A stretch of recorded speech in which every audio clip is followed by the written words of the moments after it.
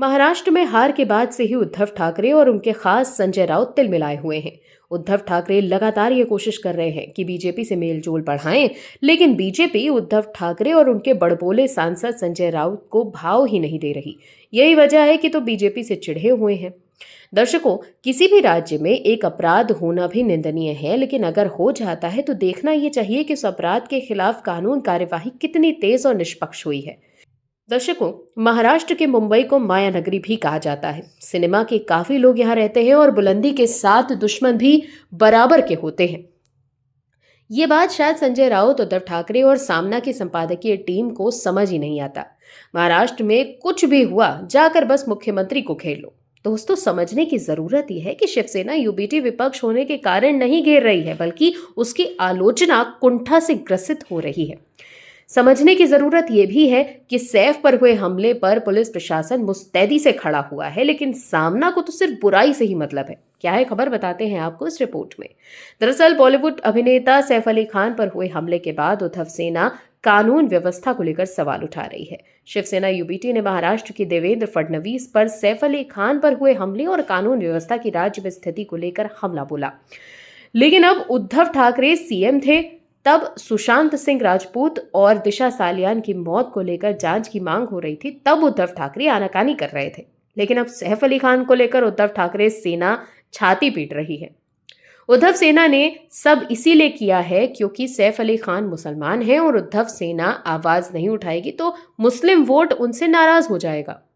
मुखपत्र सामना में उद्धव सेना द्वारा कहा गया है कि देश की आर्थिक राजधानी मुंबई ही नहीं बल्कि पूरे महाराष्ट्र में कानून व्यवस्था चरमरा गई है। सैफ अली खान और उनकी पत्नी करीना कपूर खान बांद्रा की सबसे सुरक्षित बिल्डिंग में रहते हैं। फिर भी एक व्यक्ति अभिनेता के घर में घुस जाता है, उन पर हमला कर भाग जाता है। इसका मतलब यह है कि हमलावर सैफ और उनके परिवार से अनजान नहीं था।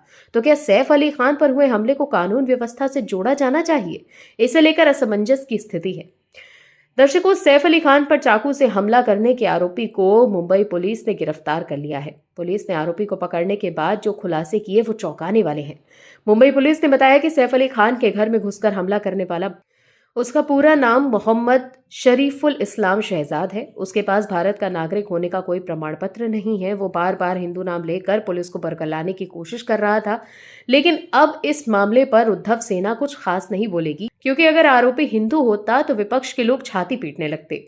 वहीं सैफ अली खान पर हमले के आरोपी को मुंबई पुलिस द्वारा अरेस्ट कर लेने पर बीजेपी ने प्रतिक्रिया भी दी है। बीजेपी प्रवक्ता राम कदम और वरिष्ठ नेता किरीट सोमैया ने मांग की है कि सरकार मुंबई और महाराष्ट्र में रह रहे अवैध बांग्लादेशी घुसपैठियों के खिलाफ कड़ी कार्रवाई करे।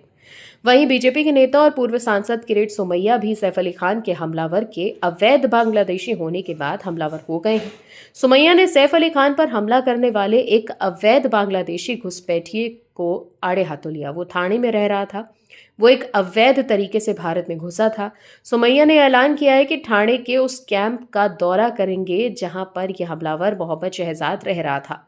इससे पहले महाराष्ट्र के सीएम देवेंद्र फडणवीस ने इस पूरे मामले पर विपक्ष द्वारा कानून व्यवस्था को निशाने पर लिए जाने पर कहा था कि पुलिस पूरे मामले की जांच कर रही है। इस मामले का पूरा सच बाहर आएगा। उन्होंने कहा था कि एक घटना से कोई भी शहर असुरक्षित नहीं हो जाता। दर्शकों, जब अवैध तरीके से रह रहे बांग्लादेशियों पर कार्रवाई होती है तब यही विपक्ष छाती पीटने लगता है।